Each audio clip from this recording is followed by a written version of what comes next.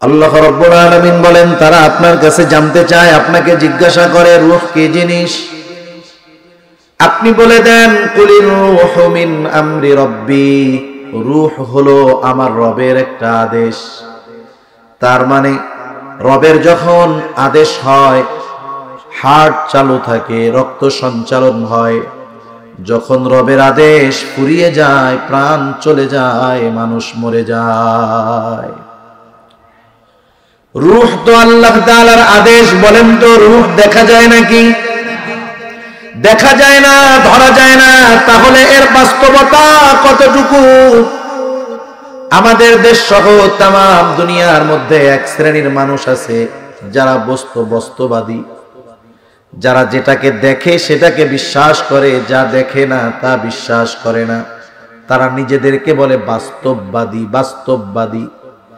দেখলে বিশ্বাস করে, না দেখলে বিশ্বাস করে না। তাদের এই দাবি যে অযৌক্তিক সেটা আমি বুঝাতে পারবো, কিন্তু আলোচনা অন্যদিকে চলে যাবে। তাহলে যেটা দেখা যায় না বিধায় অস্বীকার করার কোনো সুযোগ নাই। অনেক কিছুই আছে আমরা বুঝি না, আমি বুঝি না, কিন্তু আমার আরেক ভাই সেই জিনিসটা বোঝে। আছে না নাই? বলেন তো, একজন ডাক্তার যত বড় শিক্ষিত হোক না কেন, তার যত ডিগ্রি থাকুক না কেন, FCPS FRCS যা করা হয় হোক, সারা পৃথিবীর সবচাইতে বড় ডাক্তারও যদি হয়, বলেন তো ইঞ্জিনিয়ারিং এর ব্যাপারে তার যথেষ্ট স্বচ্ছ ধারণা থাকবে নাকি? দুনিয়াতেই দেখেন যে একজন জ্ঞানী, সব বিষয়ে তার জ্ঞান থাকে না। ডাক্তারের ইঞ্জিনিয়ারিং বিদ্যার ব্যাপারে জ্ঞানের স্বল্পতা আছে, ঠিক কিনা?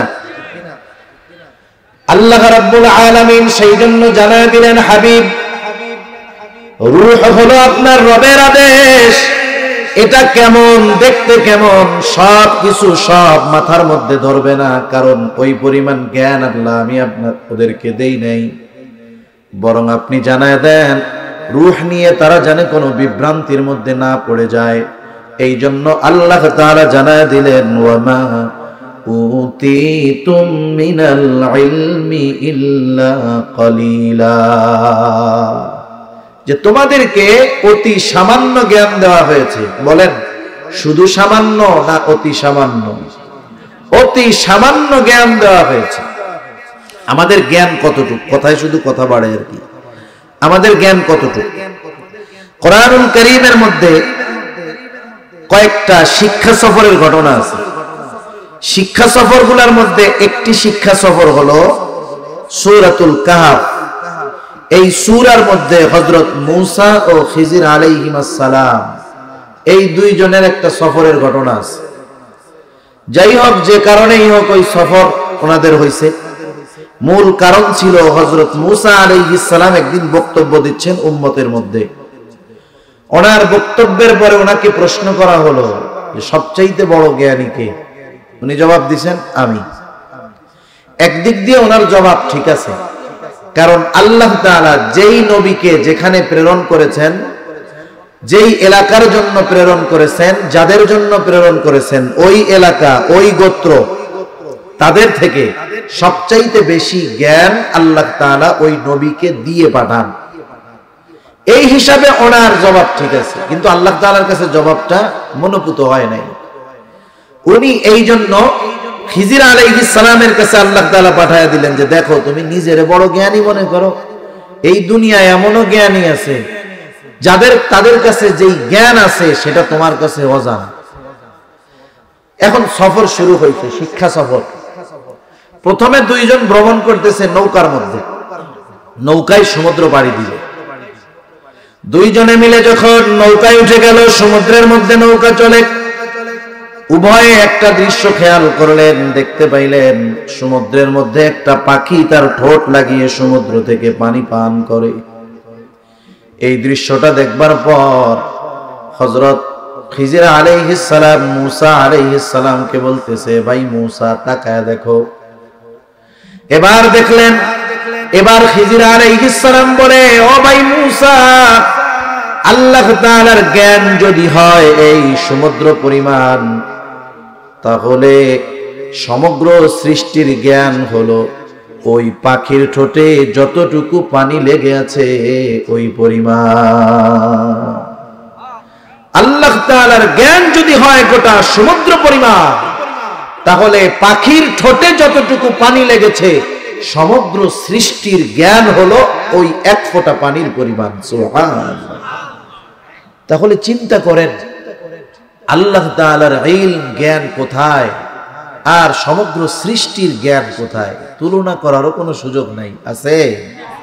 এজন্য অনেক কিছু আছে আল্লাহ তাআলা বলছে, আমরা যদি লজিক দেখে যুক্তি দেখে বুঝে ওইটা বুঝতে চাই, ওই বুঝবার মতো জ্ঞান সবকিছুতে আল্লাহ আমাদের দেন নাই।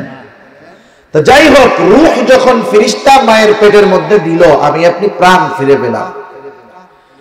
ফেরেশতা এসে ওই দিন শুধু যে রূহ দিয়েছে তা নয়, বরং ওই দিন লিপিবদ্ধ হয়ে গেছে আমার আপনার দেহের সাথে রূহটা কতদিন অবস্থান করবে। এই যে দেখেন একটা পানির বোতল, এইখানে তিনটা জিনিস লেখা আছে। একটা লেখা আছে মূল্য, উৎপাদনের তারিখ, মেয়াদ। উৎপাদনের তারিখ হলো এই বোতলটা যেই দিন প্রস্তুত করা হয়েছে, মেয়াদ হলো এই বোতলটার পানি যতদিন ভালো থাকবে। তার মানে বোতল দেখে মেয়াদ দেখে বলা যায়, বোঝা যায় এই বোতলের পানি কতদিন কত সময় ভালো থাকবে, খাওয়া যাবে, ঠিক কিনা বলেন? বোতলের গায়ের মেয়াদটা দেখা যায়। আমার আপনার হায়াতের একটা মেয়াদ আছে, নির্দিষ্ট একটা মেয়াদ আছে। বোতলের গায়ের মেয়াদটা দেখা যায়, কিন্তু আমার আপনার মেয়াদটা কি দেখা যায় নাকি? একটা নির্দিষ্ট সময় আছে, ওই সময় আসার আগ পর্যন্ত একটা মানুষ যত অসুস্থ হোক সে মরবে না। কয়েকদিন আগে দেখলাম সৌদি আরবের একজন প্রিন্স 17 বছর লাইফ সাপোর্টে আছে। কত বছর? 17 বছর। মানে ওর মরতে একটু বাকি। একটু বাকি বুঝেন তো? খালি ওর হার্টটা চলতেছে, একটু হার্টটা একটু লাফাইতেছে। গোটা দেহ অবশ, চোখ খুলতে পারে না, কথা শুনতে পারে না, বলতে পারে না, খাইতে পারে না। লাইফ সাপোর্ট সম্পর্কে যারা বুঝেন তারা বুঝবেন। আরে লাইফ সাপোর্টে তো মরা মানুষের বাঁচায় রেখে বিল বানায় ডাক্তাররা। লাইফ সাপোর্টের মেশিন দিলে এমনি হার্ট একটু পাঞ্চ করে, দেখে যায়, ঠিক আছে, বিল ঘন্টায় হাজার হাজার টাকা বিল হয়। তা 17 বছর সে বেঁচে আছে, সে কিন্তু মারা যায় নাই, সে বেঁচে আছে। সেজন্য হায়াত যখন ফুরিয়ে যাবে, সুস্থ থাকলেও বাঁচতে পারবে না। হায়াত যতক্ষণ থাকবে, যত অসুস্থ হোক সে কিন্তু মরবে না। যথা সময়ে সুস্থ থাকিয়া আর অসুস্থ থাকি মালাকুল মউত হাজির হয়ে যাবে। আর বিষয়টা এমন নয় যে বুড়া হলেই মরবে, যৌবনকালে যুবক থাকতে মরবে না, বিষয়টা এমন নাকি? বরং বর্তমান দুনিয়ার সমীকরণ হলো বৃদ্ধ মানুষের চাইতে যুবকদের মৃত্যুর হার অনেক অনেক বেশি, অনেক বেশি। বুড়া মানুষ যা মরে তার চাইতে বেশি মারা যায় যুবক, তরুণ। যথা সময়ে মালাকুল মউত হাজির হয়ে যাবে, এক মুহূর্ত আগেও আসবে না, এক মুহূর্ত বিলম্ব করবে না। আল্লাহ তাআলা বলেন, ফাইদা জাআ আজালুহুম লা ইস্তাখিরুনা সাআতাও ওয়া লা ইস্তাকদিমুন। আল্লাহ রাব্বুল আলামিন জানায় দেন, যথা সময়ে মালাকুল মউত হাজির হয়ে যাবে। আমি আপনি সুস্থ থাকি আর অসুস্থ থাকি, দুনিয়ায় থাকা যাবে না। আমার রূহটা যখন আমার মধ্য থেকে নিয়ে যাবে, আমার হাত থাকবে, পা থাকবে, চোখ থাকবে, কান থাকবে, সব থাকবে, কিন্তু এরপরেও মানুষ আমাকে বলবে লাশ, লা শাইউন ফি, যার মধ্যে কিছুই নাই। কি নাই? কি নাই? অথচ সব আছে, স্ট্রাকচার সব আছে, রূহ নাই। আমার আপনার ব্যাপারে মৃত্যুর পর মাইকে ঘোষণা করবে, শ্রীমন্তপুর এলাকার আব্দুর রহিম আজ বিকাল 5 ঘটিকার সময় ইন্তেকাল করিয়াছে। আগামীকাল সকাল 10টায় তার জানাজা হবে। এইরকম ঘোষণা সাধারণত আমাদের বাংলাদেশে প্রত্যেক এলাকাতেই দেয়, দেয় কি দেয় না? ইন্তেকাল করেছে। ইন্তেকাল শব্দটি হলো আরবি শব্দ। ইন্তেকাল শব্দের অর্থ হলো স্থানান্তরিত হওয়া। তার মানে আব্দুর রহিম মৃত্যুবরণ করার মাধ্যমে চূড়ান্তভাবে শেষ হয়ে গেছে, বিষয়টা এমন নয়। বরং আব্দুর রহিম এই দুনিয়ার জগতে ছিল, স্থানান্তরিত হয়ে নতুন আরেক জগতে সে চলে গেছে। সেই জগৎটার নাম হাদিসের ভাষায় আলমে বরজখ। কবরস্থ করার পর সেখানে নতুন আরেক জগৎ শুরু হয়।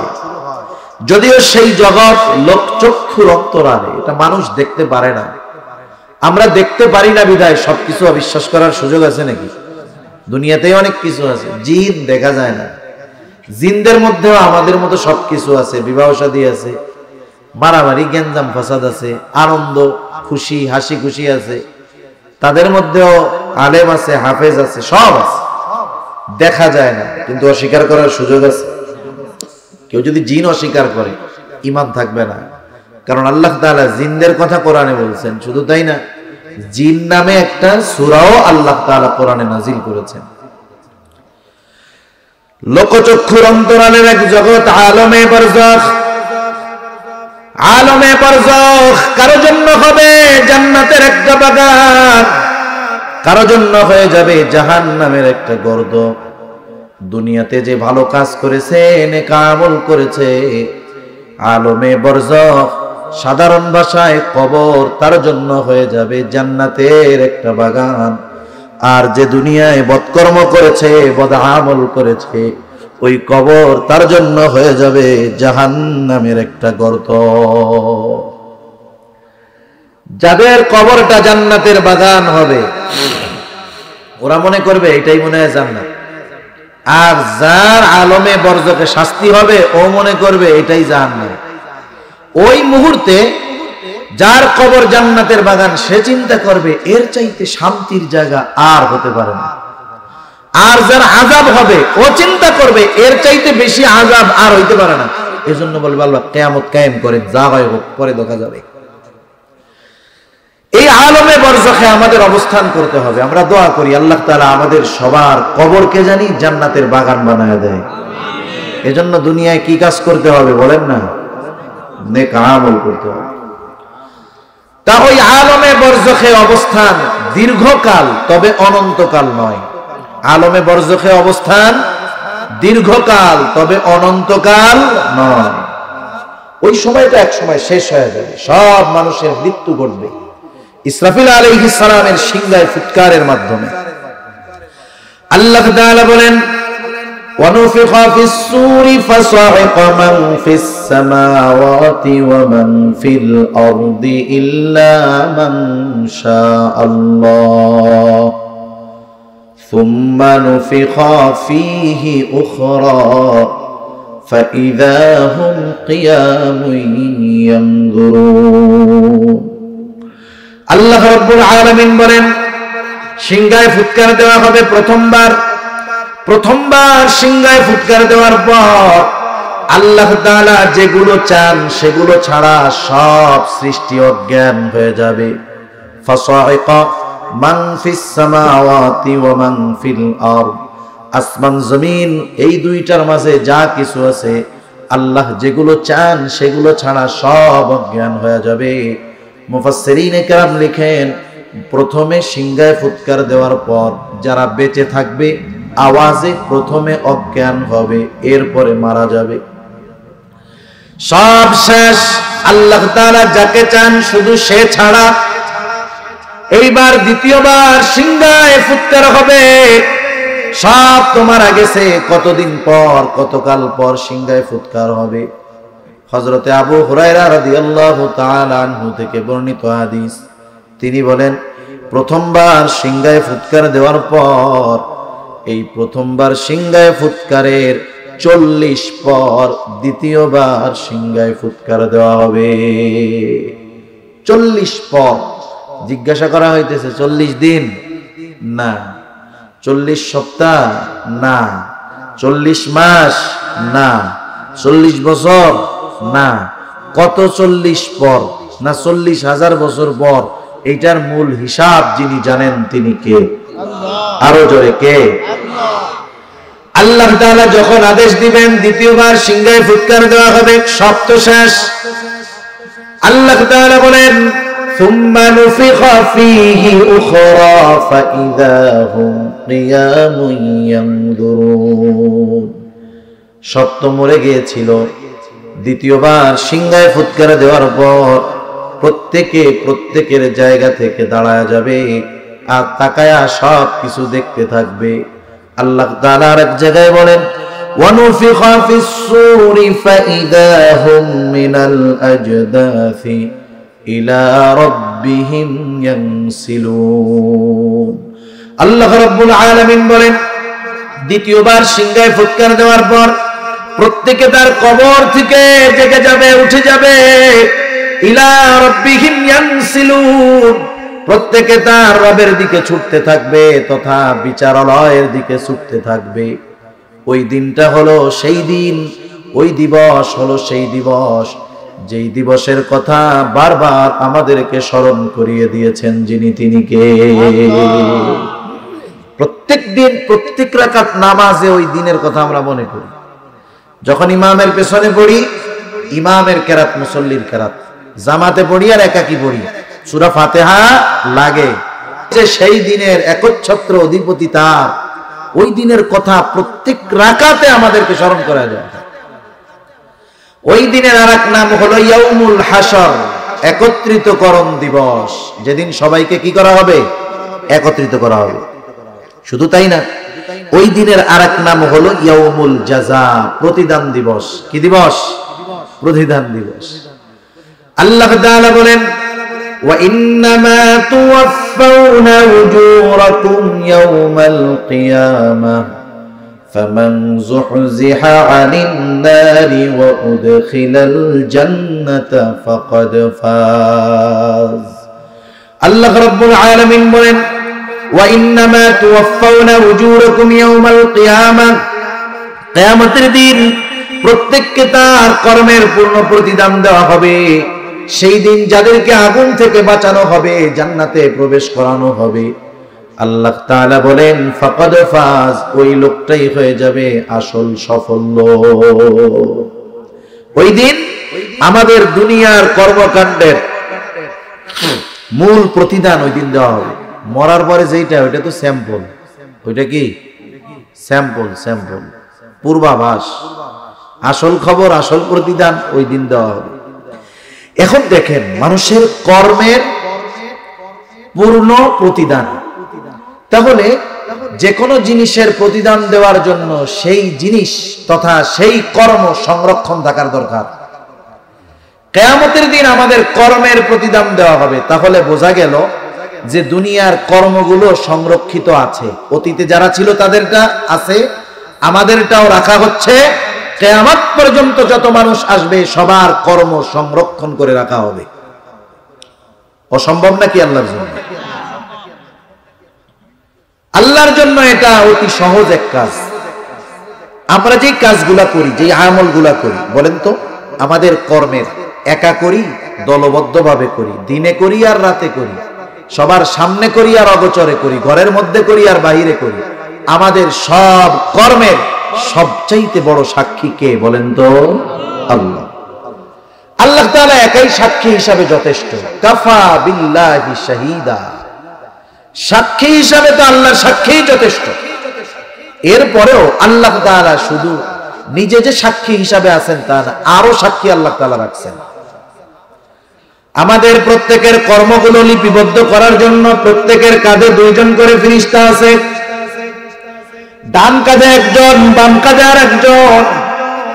আল্লাহ তাআলা কোরআনুল কারীমের মধ্যে বলেন কিরামান কাতিবিনা ইয়ালামুনা মা তাফআলুন। আল্লাহ রাব্বুল আলামিন বলেন সম্মানিত লেখকদ্বয় জানে তোমরা কি আমল করো। তার মানে এই দুই ফেরেশতা এক নম্বরে আমাদের কর্মের সাক্ষী। শুধু সাক্ষী তা নয়, ডান কাঁধের জন আমাদের ভালো কর্মগুলো সংরক্ষণ করে, আর বাম কাঁধে যিনি আছেন তিনি আমাদের সকল মন্দ কর্মগুলো সংরক্ষণ করতেছে। আরেকজন ফেরেশতা আছে, তার কাজ হলো আমাদের কথাগুলো সংরক্ষণ করা। বিজ্ঞান বলে আমরা যেই কথাগুলো বলি কোন কথা ধ্বংস হয়ে যায় না, বরং সব কথাগুলা বাতাসের মধ্যে ভাসমান আছে। বাস্তবতাও এটাই। আপনারা কুমিল্লার মানুষ, বাস্তবতা হলো বাংলাদেশে যত রেমিটেন্স আছে, রেমিটেন্স একটা জরিপে দেখলাম, বাংলাদেশের সকল রেমিটেন্স যারা পাঠায়, বিদেশ থেকে টাকা পাঠায়, শুধুমাত্র বৃহত্তর কুমিল্লার মানুষ এককভাবে প্রায় 18% রেমিটেন্স বাংলাদেশে পাঠায়। তাহলে আপনাদের আত্মীয় স্বজন প্রবাসে বেশি, এটা বোঝা গেল আর কি, তাই না? প্রবাসে যখন কথা বলেন ভাইয়ের সাথে, বন্ধুর সাথে, সব সময় নিজের নম্বর দিয়ে বলেন, প্রতিদিন কথা হয়। একদিন আরেকজনের নাম্বার দিয়ে ফোন দিলেন, অপরিচিত নম্বর, ওই পাশ থেকে ধরলো। আপনি যখন তাকে কথা বললেন, সালাম দিলেন, বলেন তো আপনার কি পরিচয় দেওয়া লাগবে যে আমি তোমার ভাই? লাগবে না, কারণ আপনার কণ্ঠস্বর শুনে সে বুঝতে পারবে যে আমার ভাই ফোন দিচ্ছে। একটু চিন্তা করে দেখেন, কথা বলতেছেন বাংলাদেশে, ভাই আছে আমেরিকা, 16,000 17,000 মাইল দূর, 17,000 কিলোমিটার দূর, আপনি কথা বলতেছেন। হুবহু শুধু যে কথার আওয়াজ যাচ্ছে তা না, হুবহু আপনার কণ্ঠস্বর, যা বলতেছেন তাই হুবহু সেকেন্ডের ভিতরে 17,000 কিলোমিটার দূরে পৌঁছায়া যাচ্ছে। সুবহানাল্লাহ। কেমনে যায়? মোবাইলের মাধ্যমে, নেটওয়ার্কিং সিস্টেমের মাধ্যমে। নেটওয়ার্ক এই কাজটা কিভাবে করে? নেটওয়ার্কের এক নাম্বার কাজ হইল যে আপনি যেই নাম্বারে ফোন দিয়েছেন, আপনার কথাটা জানি হুবহু ওই নাম্বারেই যায়, এই হলো তার এক নাম্বার কাজ। কারণ নাম্বার যদি ভুল হয়, নেটওয়ার্ক কি করবে? আরেক জায়গায় নিয়ে যাবে। আপনি ফোন দিয়েছেন যেই নাম্বারে, ঠিক ওই নম্বরেই আপনার কানেকশন হবে। এইবার নেটওয়ার্ক বাতাসকে ব্যবহার করে মুহূর্তের ভিতরে 17,000 কিলোমিটার দূরে সেকেন্ডের ভিতরে আপনার আমার কথা আমেরিকায় পৌঁছায় দেয়। সুবহানাল্লাহ। বাতাসের মাধ্যমে। সুলাইমান আলাইহিস সালাম বিলকিসের সিংহাসন আনছে না? হায় হায়, কেমনে আনছে? এই জামানায় বোঝা সম্ভব? ভিডিও কল দেখতেছেন মুহূর্তের ভিতরে, এই 17,000 কিলোমিটার দূর। সে কি করে, আপনি কি করেন, আমি কি করি, সব দেখা যায়। তা আল্লাহ তাআলা যদি কিয়ামতের দিন বলে, এই শ্রীমন্তপুরের আব্দুল করিম কত কথা বলছে বাতাস, সবগুলো আলাদা করে দাও, কঠিন না সহজ? আরে শুধু সহজ না অতি সহজ? অতি সহজ। এরপরেও কি হইতেছে? আল্লাহ তাআলা বলেন, মা ইয়ালফিযু মিন কাওলিন ইল্লা লাদাইহি রাকীবুন আতীদ। আল্লাহ রাব্বুল আলামিন বলেন, মা ইয়ালফিযু মিন কাওল, যা জবান থেকে নিক্ষেপ করা হয় তথা যেই কথাগুলো বলা হয়, একজন সদা সতর্ক ফেরেশতা আছে, আমাদের কথাগুলা সে সংরক্ষণ করে, রেকর্ড করে রাখে। আমাদের কর্ম, আমাদের কথা সবগুলা মিলাইয়া ফাইল হচ্ছে, ফাইল, আমলনামা প্রস্তুত হইতেছে। আল্লাহ রাব্বুল আলামিন কিয়ামতের দিন প্রত্যেকের কাছে প্রত্যেকের আমলনামা পৌঁছায়া দিবে। সবাই একত্রিত হবে, আল্লাহ তাআলা আমলনামাগুলো ছেড়ে দিবে। ওই যে যেমন নেটওয়ার্ক নাম্বার ঠিক থাকলে যথাযথ জায়গায় চলে যায়, কিয়ামতের ময়দানে যে যেখানেই অবস্থান করুক না কেন, আমলনামা যার তার কাছে চলে যাবে। আমলনামা কেউ ডান হাতে পাবে, কেউ বা বাম হাতে পাবে। ডান হাতে যারা আমলনামা পাবে তারা বড় ভাগ্যবান, বাম হাতে যারা আমলনামা পাবে তাদের কপাল বড় পোড়া। ডান হাতে যারা আমলনামা পাবে তাদের অভিব্যক্তি কেমন হবে আল্লাহ তাআলা কোরআনুল কারীমের সূরা হাক্কার মধ্যে জানায় দেন।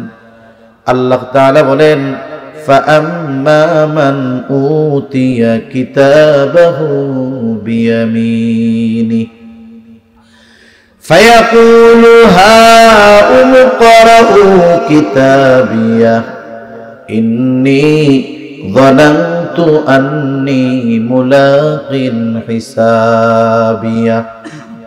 ছোটবেলায় আমরা যখন প্রাইমারি স্কুলে পড়েছি, এখনকার তো সময় শুধুমাত্র কে কত মার্ক পেল সেটা শুধু জানায় দেওয়া হয়। আমাদের সময় সিস্টেমটা এমন ছিল না। কে কত পাইছে শুধু জানায় দেওয়া হতো এমন নয়, খাতাটা দেওয়া হইতো।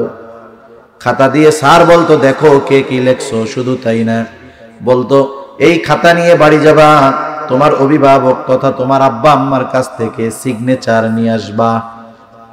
দেখাবা যায় এখন আর ওই নিয়ম নাই, এখন কেউ দেখতে চাইলে স্কুলে এসে দেখতে হবে। জানি না এগুলোও মাস্টাররা বেঁচে খায় নাকি আল্লাহ জানে। তা যাই হোক, এইবার ওই খাতা দেওয়ার পরে যে মনে করেন 100-এর মধ্যে 95 পেয়েছে, 100-এর মধ্যে 95 পেয়েছে, খুশি না বেজার? সে তো পাস। সে কি বলে? পাশের দোস্তকে বলে, দোস্ত দেখো আমি 95 পাইছি, কত ভালো লিখছি দেখো। ডান হাতে যারা আমলনামা পাবে তারা তো খুশি। তারা এবার মানুষদেরকে বলবে, ফায়াকুলু হা উমকরাউ কিতাবিয়া, এই তো আমার কিতাব, এই তো আমার আমলনামা, তোমরা পড়ো।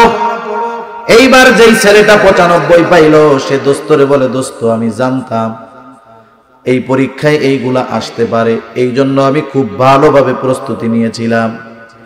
ডান হাতে যে আমলনামা পেল সেও তার আমলনামা ডান হাতে পাওয়ার কারণ হিসাবে কেমন যেন বলবে, ইন্নী যানানতু আন্নী মুলাকিন হিসাবিয়া, আমি এই ব্যাপারে দৃঢ় বিশ্বাস রাখতাম যে আমাকে হিসাবের মুখোমুখি হওয়া লাগবে, এই জন্য আমি দুনিয়ার মধ্যে ভালো কাজ করতাম, নেক আমল করতাম, গুনার থেকে বেঁচে থাকতাম, তাই তো আমি আমার আমলনামা ডান হাতে পেয়ে গেছি।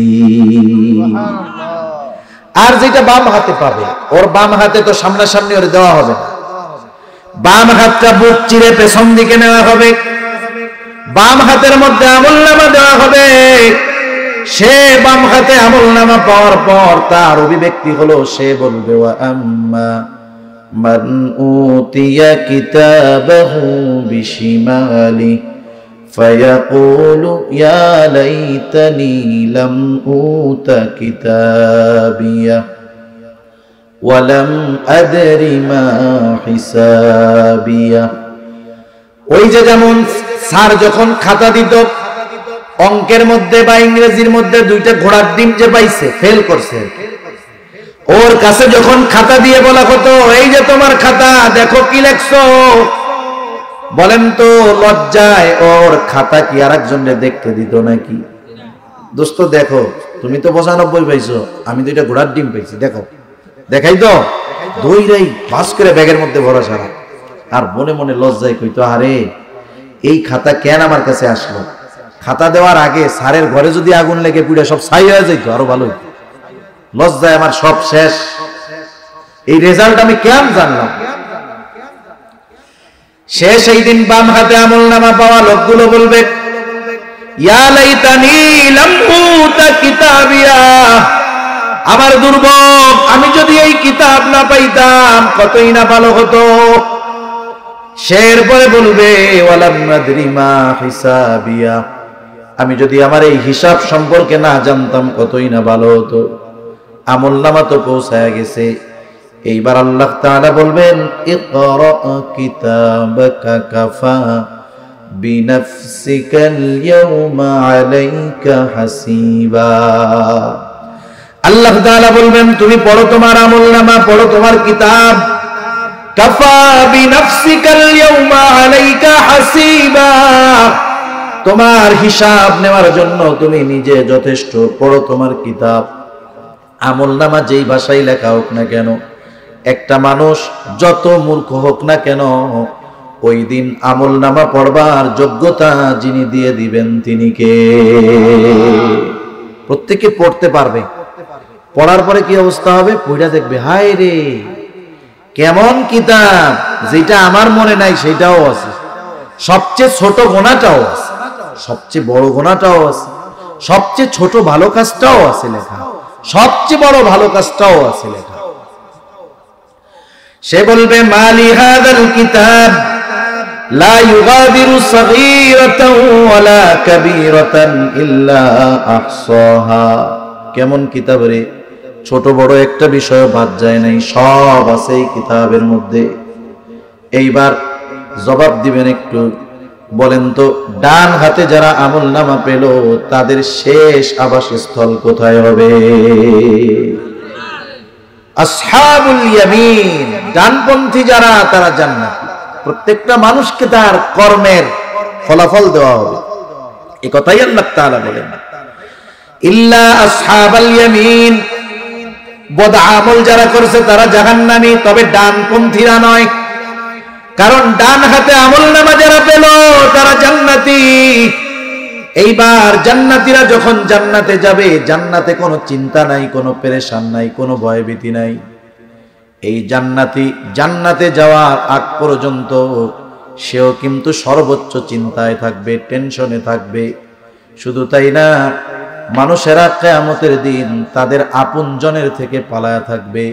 আল্লাহ তাআলা বলেন, ইয়াউমা ইয়াফিরুল মারউ মিন আখিহি ওয়া উম্মিহি ওয়া আবিহি ওয়া সাহিবাতিহি ওয়া বানিহি লিকুল্লি ইমরিইম মিনহুম ইয়াউমা ইযিন শা'নুন ইউগনি। ভাই ভাইয়ের থেকে পালাবে, মা বাবার থেকে পালাবে, স্ত্রী সন্তানের থেকে পলায়ন করবে। প্রত্যেকে শুধু নিজের চিন্তা করবে। কিয়ামতের দিন কেউ চাইবে না আপনজন পরিচিত জন কারো সাথে দেখা হয়ে যাক। তাফসীরের মধ্যে আসছে, এক লোকের তার মায়ের সাথে দেখা হয়ে যাবে।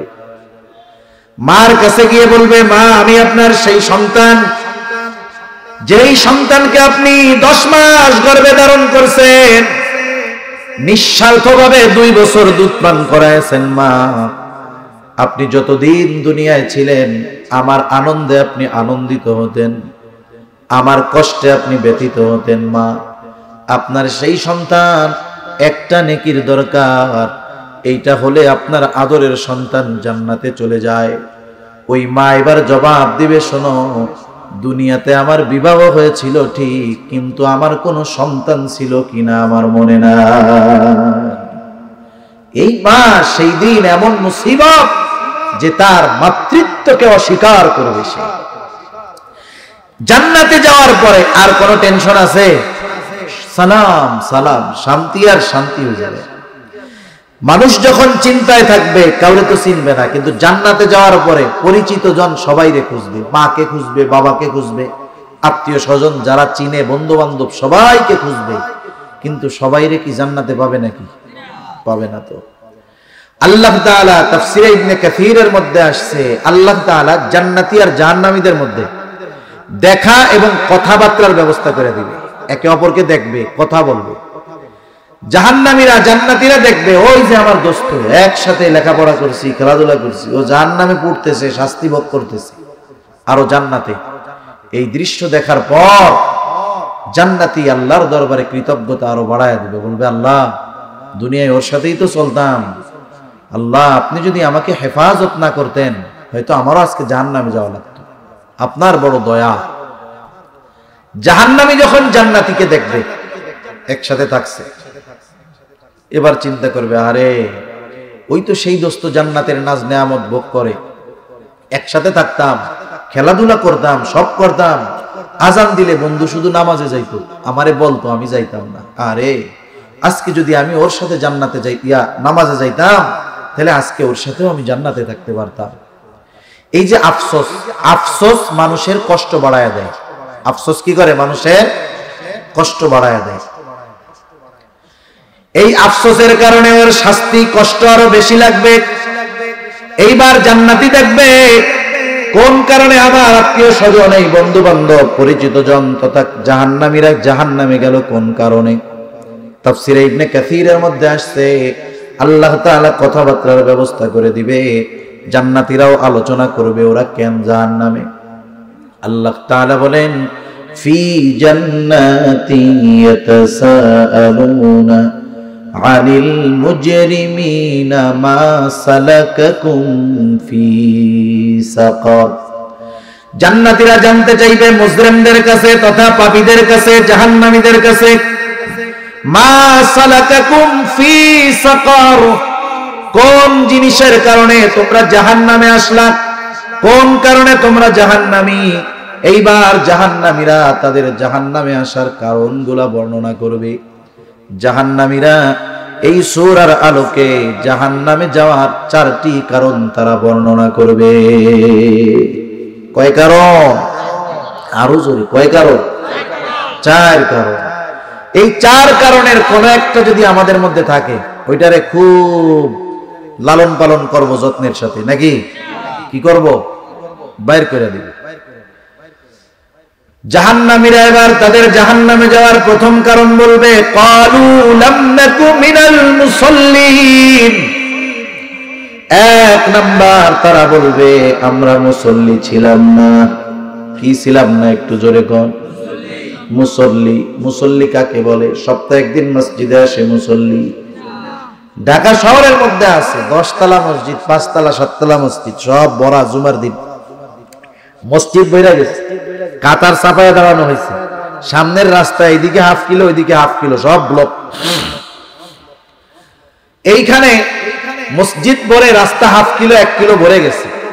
বাহিরের মুসল্লি ধরলাম 10%, বাকি 90% কিন্তু ওই মহল্লার মানুষ নামাজি। এরপরেও সমীকরণ বলে বাংলাদেশে জুমার মসজিদে এত মানুষ, এরপরেও প্রায় 50% মুসল্লি জুমার নামাজ পড়েই না। তাইতে হলো এই ভিড় জুমার দিন মসজিদে। এখন বলেন বাকি 90% মানুষ ওই মহল্লার ওই মসজিদে, যেই মসজিদ বইরা 1 কিলোমিটার জায়গা মুসল্লিরা দখল দিয়া নামাজ পড়ছে। আসরের সময় কি হয় জানেন? নিচের তালা অর্ধেকও ভরে না, নিচের তালা অর্ধেকও ভরে না। তার মানে এগুলা সাপ্তাহিক মুসল্লি। সাপ্তাহিক মুসল্লি হইলে জান্নাতে যাওয়া যাবে না। আবার সমস্যা, সাপ্তাহিক মুসল্লির পড়র বেশি, নামাজ কালামের খবর নাই, সপ্তাহে একদিন মসজিদে আইসা মসজিদ গরম বানায় ফেলে। প্রবাদ হলো, খালি কলসি বাজে বেশি। খাঁটি মুসল্লি বিনয়ের সাথে থাকে। এখন আসেন, মুসল্লি কে আমরা কেমনে বুঝবো? রাসূলুল্লাহ সাল্লাল্লাহু আলাইহি ওয়াসাল্লামের এক হাদিস, কিয়ামতের দিন সূর্যটা একেবারে নিকটে থাকবে। রাসূলুল্লাহ সাল্লাল্লাহু আলাইহি ওয়াসাল্লাম জানায় দেন, সেই দিন আরশের ছায়া ছাড়া আর কোথাও কোনো ছায়া থাকবে না। ওই আরশের ছায়ায় 7 শ্রেণীর মানুষ স্থান পাবে। কয় শ্রেণীর মানুষ? এই 7 শ্রেণীর মধ্যে 1 শ্রেণীর মানুষ, নবীজি বলেন, রাজুলুন কলবুহু মুআল্লাকুন বিল মসজিদ। ওই ব্যক্তি আরশের ছায়ায় স্থান পাবে যার অন্তর সর্বদা মসজিদের সাথে থাকতো। সে থাকতো সব সময় মসজিদে, তা না, বরং তার অন্তর সব সময় মসজিদের সাথে থাকতো। একটু বলেন তো, যার অন্তর সর্বদা মসজিদের সাথে থাকে, আজান হলে সে কি নামাজ বাদ দিবে? ওইটাই হলো আসল মুসল্লি। আসল মুসল্লিকে যার অন্তর সর্বদা কোথায়? মসজিদে। নামাজের চিন্তা যার অন্তরে সব সময় থাকে, কারণ সে জানে নামাজ তো এমন এক ইবাদত, এই ইবাদতটা যদি ঠিকঠাক মতো করতে পারি, অন্যান্য গুলা যদি ত্রুটি বিচ্যুতি ভুলও হয়, এইটার খাতিরে বাকিগুলো আল্লাহ মাফ করে দিবে। রাসূল আকরাম সাল্লাল্লাহু আলাইহি ওয়াসাল্লাম বলেন, আউয়ালু মা ইউহাসাবু বিহিল আবদু ইয়াউমাল কিয়ামাতিস সালাহ। কিয়ামতের দিন সর্বপ্রথম নামাজের হিসাব হবে। আর এক হাদিসের মধ্যে নবীজি একটু বাড়ায়া জানায়া দেন, যার প্রথম হিসাব সহজ হয়ে যাবে, তার বাকি হিসাবগুলা যিনি সহজ করে দিবেন তিনি কে? তার বাকি হিসাবগুলা সহজ। কেমনে সহজ হবে এটা বোঝাতে গেলে সময় লম্বা হবে, আমি ওইদিকে যাব না। মূল কথা, নামাজের হিসাব সহজ তো বাকিগুলা সহজ। ভালো ছাত্র আছে না? ভালো ছাত্র যে মাদ্রাসার হোক আর স্কুলের হোক, ভালো ছাত্র যে লেখাপড়ায় 1 নাম্বার, লেখায়ও 1 নাম্বার, পড়ায়ও 1 নাম্বার, সব কিছুতে 1 নাম্বার। এই পোলা যদি একটু দুষ্টুমি করে না, ওস্তাদ শিক্ষক অনেক সময় দেখাও না দেখার ভান করে। কোন কারণে? লেখাপড়া ভালো মতো করে এই জন্য। গুরুতর অপরাধ না হইলে ওরে তেমন কিছু বলে না, স্বাভাবিক গুলো, ক্ষমাযোগ্য গুলো কিছু কয় না। কিন্তু যেটা লেখাপড়া করে না, ওটা যদি একটু দুষ্টুমি করে, সাইজ আছে না নাই? ওটা লেখাপড়ার নামে খবর নাই, পুনটামি করে বেড়াও না, মানে ওর ছোট কাজও তখন চোখে বাঁধে। নামাজ হলো সবচেয়ে বড় ইবাদত। যখন এইটার হিসাব ঠিক, বাকিগুলা ত্রুটি বিচ্যুতি হলেও আল্লাহ তাআলা, ওই যে ওস্তাদ যেমন দেখাও দেখে না, আল্লাহ তাআলা দেখাও দেখবেন, বলে যাও তুমি পাস, যাও যাও জান্নাতে যাও। সুবহানাল্লাহ। সেজন্য নামাজ ঠিক করতে হবে, মুসল্লি হইতে হবে আগে। নামাজ যে কায়েম করে সে দিন প্রতিষ্ঠাকারী। সুবহানাল্লাহ বলেন। আমরা সবাই দিন প্রতিষ্ঠা করতে চাই না? কারা কারা চাই? নারায়ে তাকবীর, নারায়ে তাকবীর। আচ্ছা, এই জায়গায় কেউ আছেন নাকি দিন ধ্বংস করতে চান? কেউ আছে? অনেকে বলবে হুজুর এই কথা আপনি কেমনে বললেন, দিন ধ্বংস করার কথা? তাহলে আমরা একটু শুনি কে দিন ধ্বংস করে। রাসূলুল্লাহ সাল্লাল্লাহু আলাইহি ওয়াসাল্লাম বলেন, আস-সালাতু ইমাদুদ্দিন, নামাজ হলো দ্বীনের স্তম্ভ। মান আকামাস-সালাতা ফাকাদ আকামাদ-দ্বীন, যে নামাজ কায়েম করে সে দ্বীন প্রতিষ্ঠা করে। ওমান তারাকাস-সালাহ, যে নামাজ ছেড়ে দেয়, নবীজি বলেন ফাকাদ হাদামাদ-দ্বীন, সে দ্বীন ধ্বংস করে। তাহলে নামাজি মুসল্লি দ্বীন প্রতিষ্ঠাকারী, বেনামাজি দ্বীন ধ্বংসকারী, বেনামাজি দ্বীন ধ্বংসকারী। চিন্তা করেন কত জঘন্য অপরাধ করে যে নামাজ পড়ে না। সেজন্য মুসল্লি হইতে হবে আমাদের, উপায় নাই। প্রথমটায় ধরা পড়লে বাকিগুলা আরো টাইট হয়ে যাবে। শুধু তাই না, নবীজি বলেন ইচ্ছা করে যে নামাজ ছেড়ে দিল ফাকাদ কাফারা, সে কুফরি করল। কত জঘন্য এক কথা। তৎকালীন সময়ে যখন নামাজের সময় হতো, বাহিরে যদি কেউ দেখতো বা থাকতো, মনে করা হইতো ও হয়তো মুনাফিক, মসজিদের বাইরে নামাজে যায় না, এর ও হয়তো মুনাফিক, নইলে ওর এমন কোন অসুবিধা আছে যার কারণে নামাজে যায় নাই, নাইলে মুসাফির। পরিচিত হইলে মনে করতে এটা মনে হয় মুনাফিক, এর লাগে নামাজে আসে নাই। আর চিন্তা করে দেখেন কত জায়গায় আছে মসজিদের সাথে চার দোকান। হায় হায়, টিভি চালাইয়া চার দোকান জমজমাট, মুরব্বীরা তিন মাথা এক জায়গা দিয়ে টিভি দেখতেছে কিন্তু নামাজে আসে না। আছে না নাই? অভাব নাই এগুলা। সেজন্য আমাদের মুসল্লি হইতে হবে। এখন বলেন নামাজ পড়লে লস নাকি? আরে এক নম্বরে নামাজ পড়লে দুনিয়ার উপকার আছে, যেটা বালেগ হওয়ার পর থেকে নামাজ পড়ে, একেবারে বালেগ হওয়ার পর থেকে অথবা ছোটবেলা থেকে নামাজ পড়ায় অভ্যস্ত, ওর শরীর টাইট ফিট থাকে বেশি, ও সহজে রোগাক্রান্ত হয় না, ও সুস্থ থাকে বেশি, দুনিয়ার লাভ আরো আছে। আমরা মনে করি যে নামাজ রোজা হজ যাকাত বা দিন মানলে মনে হয় শুধু পরকালে জাহান্নাম থেকে বাঁচা যাবে। না না, যদি কেউ শরীয়তের উপরে পরিপূর্ণভাবে নিজের জীবন চালায়, আগে লাভ দুনিয়ায়। আগে লাভ কোথায়? দুনিয়ায়। আমাদের সমাজে, আমাদের দেশে বেনামাজি যারা, তাদের মধ্যে বড় একটা অংশ নামাজ না পড়ার কারণ হলো যে সে রুজি অর্জন করে, রিজিক অন্বেষণ করে। দোকানদার, ব্যবসায়ী নামাজ না পড়ার কারণ কি? তার ব্যবসা, ব্যবসার মাধ্যমে সে কি করে? রিজিক উপার্জন করে। সিএনজি চালায়, অটো চালায়, রিক্সা চালায়, সে নামাজ না পড়ার কারণ কি? সে রুজি উপার্জন করতেছে। সে চিন্তা করে এই টাইমে যদি না যাইয়া আমি ব্যবসা করি, সিএনজি চালাই, রিক্সা চালাই, আমি যদি আমার পেশাগত কাজ করি আমার কিছু রুজি উপার্জন হবে। একটু জবান খুলে বলবেন, এই যে রুজি উপার্জন করতেছে নামাজ পড়ে না, ওই রুজির মালিকটা কে? বন্ধু, রিজিকের মালিক কে? আল্লাহ। সে আল্লাহ কি বলে একটু শুনি। যেহেতু উনি রিজিকের মালিক, কোনো ডাউট নেই তো, কোনো সংশয় নাই তো, ওনার কথা মানলেই তো আসলে রিজিক পাওয়া যাবে নাকি?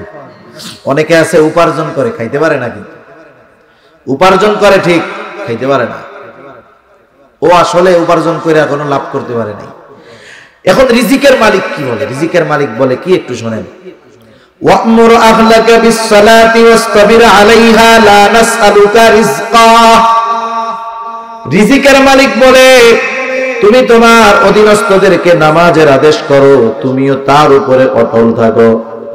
তার মানে তুমি নিজে নামাজি হও, পরিবারের অধীনস্থ যারা আছে তাদেরকেও নামাজি বানাও।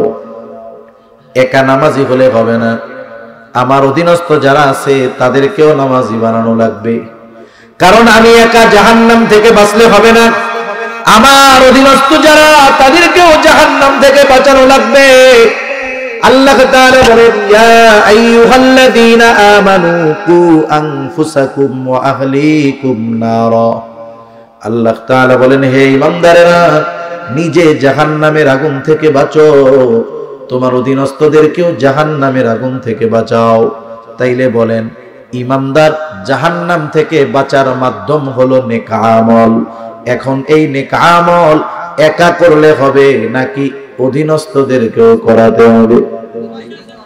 সেই জন্য নামাজ একা পড়লে হবে না, স্ত্রী থাকলে তাকে পড়াতে হবে, সন্তান থাকলে তাকে পড়াতে হবে, ভাই থাকলে তাকেও পড়াতে হবে, নাইলে কি হবে কিয়ামতের দিন আমি যদি নেক আমল করি অধীনস্থদেরকে যদি না করাই, আদেশ না দেই, আল্লাহর কসম আমার অধীনস্থ ওরা যদি জাহান্নামী হয় আমাকেও সেই দিন তারা জাহান্নামে নেওয়ার জন্য চেষ্টাই করবে,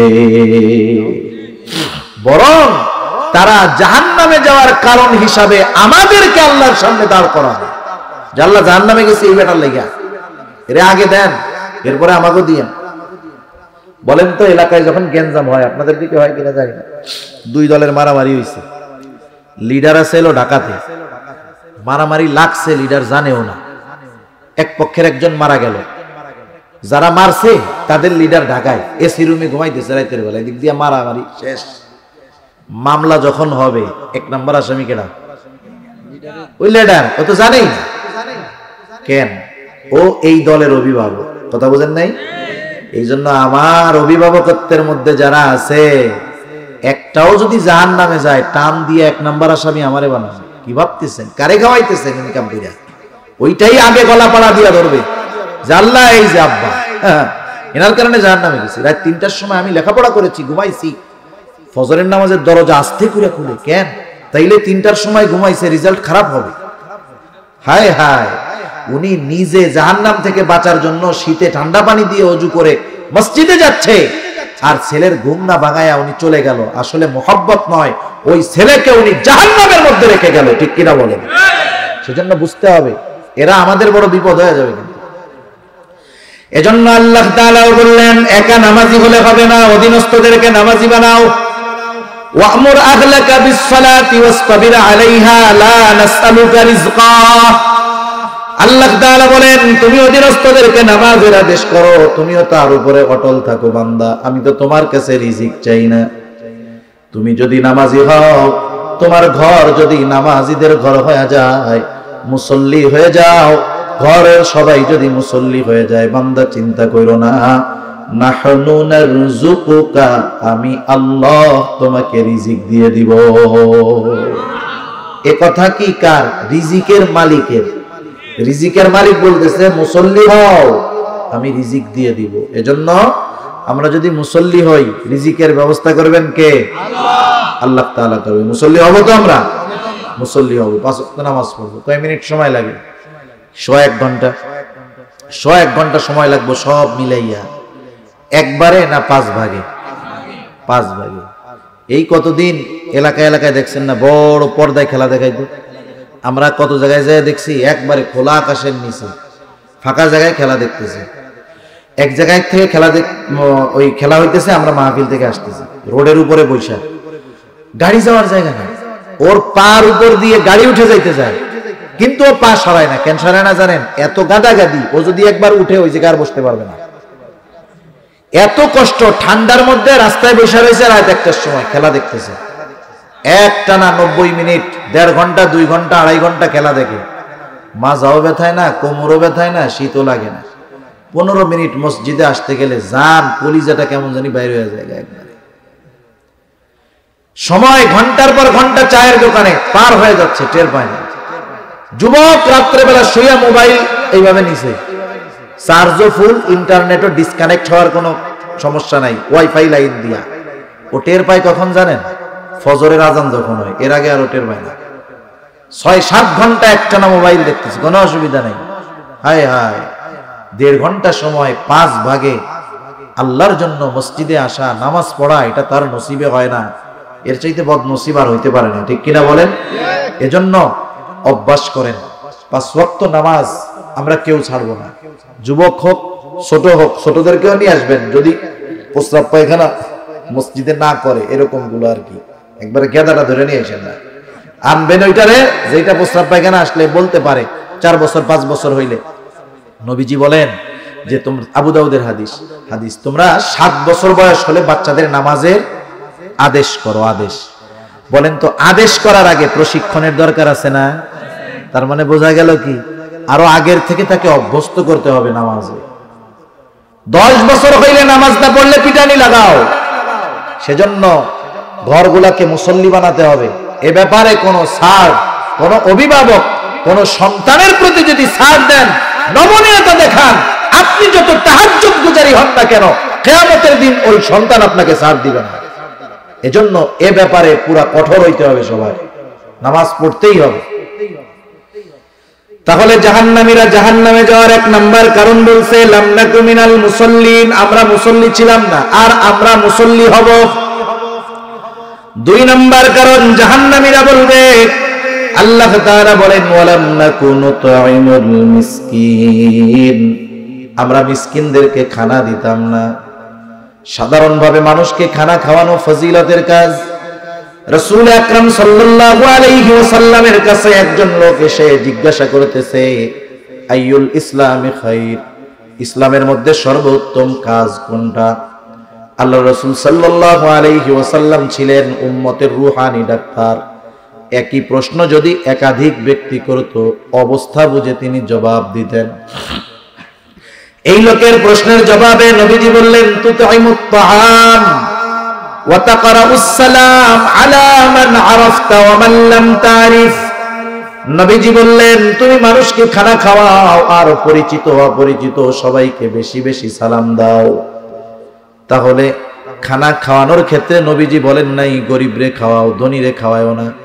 তার মানে খানা যদি কেউ আল্লাহর জন্য খাওয়ায়, যাকে খাওয়াইলো সে ধনী হোক আর গরিব হোক, ভালো হোক আর মন্দ হোক, পরিচিত হোক আর অপরিচিত হোক, দেশি হোক আর বিদেশি হোক, বলেন তো কাজটা ভালো নাকি খারাপ?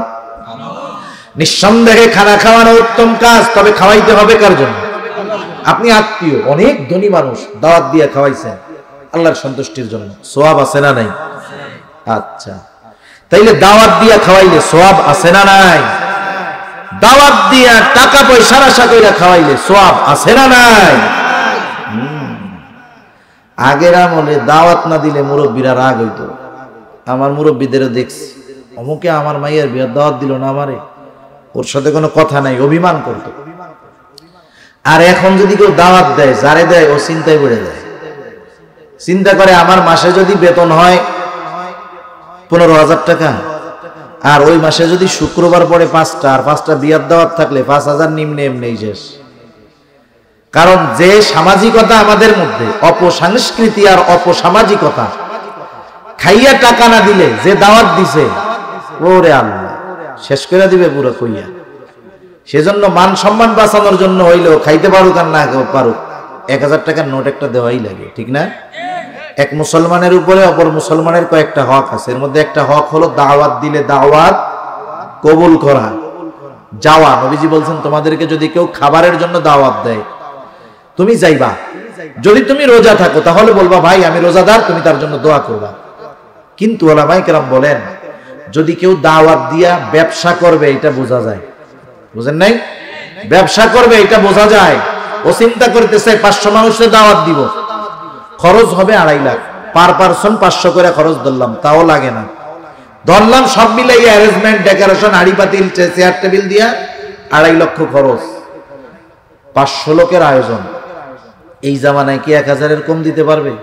পারবে না। ধরলাম 50 জন মিস্টেক, খরচ করছি 2.5 লাখ, টাকা হইল 4.5 লাখ, দাওয়াত দিয়া 2 লাখ ব্যবসা, ভালোই তো। এই যে দাওয়াত দিয়ে ব্যবসা করবে, এটা যদি সুনিশ্চিত হওয়া যায়, ওর দাওয়াত যদি কেউ কবুল না করে, যদি না যায়, এতে তার কোনো অসুবিধা নেই। কারণ সে তো দাওয়াত দেয় নাই, ব্যবসা করার জন্য আসতে গেছে। সেজন্য আমরা মানুষকে খাওয়াবো কার জন্য? আমাদের মধ্যে কিছু সমস্যা আছে, আমরা প্রতিদান চাইলাম না, নিলাম না, কিন্তু তার থেকে এই কাজের কারণে আমরা একটু ভালো ব্যবহারও আশা করি। বলি না, জমকরা এই কাজটা করলাম কিন্তু উনি আমার একটা ধন্যবাদও দিল না, এরকম বলে না? বলে। সাহাবায়ে কেরাম কি করতেন শুনেন, আল্লাহ তাআলা তাদের ব্যাপারে বলেন, ইন্নামা নুতঈমুকুম লিওয়াজহিল্লাহ লা নুরিদু মিনকুম জাযাআও ওয়ালা শুকুরা। আল্লাহ তাআলা বলেন, তারা মানুষকে খানা খাওয়াইতো, তারা বলতো ইন্নামা নুতঈমুকুম লিওয়াজহিল্লাহ, আমরা তোমাদেরকে খানা খাওয়াইছি কার জন্য? যেহেতু আল্লাহর জন্য খানা খাওয়াইছি, লা নুরিদু মিনকুম জাযা, সুতরাং তোমাদের কাছে আমরা কোনো প্রতিদান চাই না, প্রতিদান বহুদূর। ওয়ালা শুকুরা, আমরা তোমাদের কাছে এই খানা খাওয়ানোর বিপরীতে কৃতজ্ঞতাও চাই না তথা ধন্যবাদও চাই না। সেজন্য একটা আমল করব, আমরা মাঝে মধ্যে দান সদকা করি না। ফকির মিসকিন আসে, কেউ যার অ্যাবিলিটি 2 টাকা দেয়, 5 টাকা দেয়, 10 টাকা দেয়, অনেকে দিয়া বলে একটু দোয়া করে না, হায় রে হায়, আমি তারে যে দিলাম কার জন্য? তাহলে তার কাছে দোয়া চাইলাম কেন? তাই তো বিনিময় নিয়ে নিলাম। আমি এই বিনিময় চাই না, ওরে আমি আল্লাহর জন্য দিলাম, আল্লাহ তাআলা আমারে বিনিময় দিবে। এজন্য এই অভ্যাসটা আমরা করব। অনেকে আছে বলে, দেখছি আর কি, আমিও এক সময় কইছি আগে, কিন্তু আমার এই কথাগুলো জানার পরে আমি অভ্যাসগুলো আলহামদুলিল্লাহ ছাড়তে পারছি, যে দিছি দোয়া করেন। এটা আমরা বলবো না। আমরা কি বলবো? দিয়ে দিলাম কার জন্য? প্রতিদান দিবে কে? সেজন্য আমরা মিসকিনদের খানা খাওয়াবো। সাধারণভাবে খানা খাওয়াইলে ফজিলত, এখন যদি মিসকিনকে খাওয়ানো হয় ফজিলত কম না বেশি? আর মিসকিন যদি আমার প্রতিবেশী হয় ফজিলত আরো বেশি। কারণ এই ক্ষেত্রে এটা শুধু আমলের সাথে সম্পৃক্ত থাকে না, তখন ঈমানের সাথে সম্পৃক্ত বিষয় হয়ে যায়। কারণ নবীজি সাল্লাল্লাহু আলাইহি ওয়াসাল্লাম বলেন, সে মুমিন নয় যে পেট পুরে ভুঁড়ি বোঝ করে আর তার প্রতিবেশী অনাহারে থাকে। নবীজি বলেন সে মুমিন নয়। তাহলে খানা খাওয়ানো কিছু কিছু সময় ঈমান সম্পৃক্ত বিষয় হয়ে যায়। সেজন্য যারা অসহায় মিসকিন তাদেরকে আমরা খানা খাওয়াবো, তাদের থেকে প্রতিদান আশা করব না। কারণ প্রতিদান চাই কার কাছে? আল্লাহর। মিসকিনদেরকে খানা দেওয়া এটা জান্নাতীদের কাজ, মুমিনের কাজ। মিসকিনদেরকে খানা না দেওয়া কাফেরদের কাজ। মক্কার কাফেরদের কিছু বদ অভ্যাস ছিল। আল্লাহ তাআলা সূরা মাউনের শুরুতে 3টা বদ অভ্যাসের কথা বলছেন। এর মধ্যে একটা বদ অভ্যাস হলো ওয়ালা ইয়াহুদ্দু আলা তাআমিল মিসকিন। কাফেররা মিসকিনদের কি দেয় না? তাইলে মিসকিনদের খাবার না দেওয়া কাদের অভ্যাস? খাবার দেওয়া কাদের অভ্যাস? মুমিনদের অভ্যাস। দিলে লাভ কি? আমি লম্বা কথায় যাব না, সময় শেষ। মিসকিনদের খানা দিলে রিজিক প্রশস্ত হয়। মিসকিনদের খানা খাওয়াইলে কি হয়? রিজিক প্রশস্ত হয়। আর খানা না খাওয়াইলে রিজিক সংকীর্ণ হয়। কোরআনুল কারীমে আল্লাহ সুবহানাহু ওয়া তাআলা রিজিক সংকীর্ণতার 4টি কারণ বর্ণনা করছে। কয়টা কারণ? 4টি কারণ। এর মধ্যে অন্যতম একটি কারণ হলো যে তোমরা মিসকিনদেরকে খানা তো দাওই না, বরং অপরকে তোমরা আরো নিরুৎসাহিত করো। এজন্য আমরা মিসকিনদের বেশি বেশি কি দিব? খানা দিব। 3 নাম্বার কারণ, জাহান্নামীরা বলবে ওয়াকুন্না নাখুদু মাআল খায়িদিন, অনর্থক মজলিসের মধ্যে আমরা বসতাম। আমাদের দেশে অধিকাংশ জায়গায় চায়ের দোকানে অনর্থক মজলিস আছে না নাই? প্রত্যেকটা মজলিস গুনাহে ভরা, গীবতে ভরা, পরনিন্দায় ভরা। ওই সব মজলিসের মধ্যে বসতে বড় মজা লাগে। অনেকে গীবত করেও না, বলেও না, কিন্তু শুনতে বড় ভালো লাগে। আছে না? সবগুলা তো সেম। এই ধরনের মজলিসগুলা পরকালে আমাদের জাহান্নামে যাওয়ার কারণ হয়ে যাবে। সাবধান।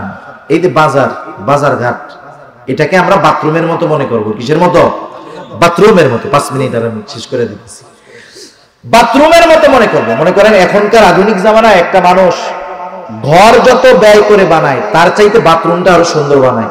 কয়েক জায়গায় দেখছি, আপনাদের কুমিল্লা অঞ্চলেও। একজন বলতেছে, হুজুর আমার ঘরের টাইলসটা 90-95 টাকা স্কয়ার ফিট, কিন্তু বাথরুমেরটা আমি 400-450 টাকা করে কিনছি, আরো দাম দিয়া। কেন? বলে এটা এত ভালো, এর উপরে যদি সাবানও দিয়ে রাখেন ওটা স্লিপ করবে না। দামি টাইলস, দেয়ালে লাগাইছি চায়না টাইলস, ডিজাইন। ওর বাথরুম ছোট্ট একটু বানাইতে 10 স্কয়ার ফিটের খরচ গেছে 5 লক্ষ টাকা। একটু বলেন তো, ও কি এই চিন্তা করবে যে ঘরের চাইতে বাথরুমে খরচ করলাম বেশি, তাইলে এবার শীতে 2-1 দিন কম্বল গায়ে দিয়ে বাথরুমের মধ্যে ঘুমায় থাকবে? থাকবে কেউ? রিকোয়েস্ট করলেও থাকবে না। অথবা এই চিন্তা করবে নাকি, বাথরুমে ঢুকবে কখন? জরুরত আসবে যখন। এবার বাথরুমে ঢোকার পরে 5 মিনিটে জরুরত শেষ। এখন কি চিন্তা করবে, হায় রে 5 লক্ষ টাকা খরচ করে বাথরুম বানাইলাম, আজকে একদিনে মাত্র 5 মিনিট থাকবো? এটা হয় না, আরো আধা ঘন্টা বসে থাকি। থাকবে? কাজ শেষ বাইরে চলে আসবে, অতক্ষণ ঢুকবে না যতক্ষণ জরুরত আসবে না। বাজার যত জমজমাট হোক, যত ভালো হোক, ঠিক ওই পায়খানার মতো, জরুরত আসতে যাব, জরুরত শেষ চলে আসব। মজলিস, দ্বীনি মজলিস গুলায় বসবো, কোরআন পড়তে পারি না কোরআন শিখবো, মাদ্রাসা থাকলে হেফজখানার ছাত্ররা কোরআন পড়ে, পাশে গিয়ে একটু বসবো, ওই মজলিস গুলোয় বসার অভ্যাস করি, জান্নাতে যাওয়ার কারণ হবে। আর ওই বাজারে অহেতুক মজলিসে বসে জাহান্নামে যাওয়ার কারণ হবে ওইগুলা, ঠিক কিনা বলুন? 4 নাম্বার কারণ, তারা বলবে ওয়াকুন্না নুকাদ্দিবু বিয়াউমিদ্দিন, আমরা কিয়ামতের দিবসকে মিথ্যা প্রতিপন্ন করতাম। এভাবে চলতেছে জিন্দেগি, মিসকিনদের খানা দেই না, নামাজ পড়ি না, অহেতুক মজলিসের মধ্যে গল্প গুজব করে সময় কাটায়া দেই, কিয়ামতের ব্যাপারে উদাসীন।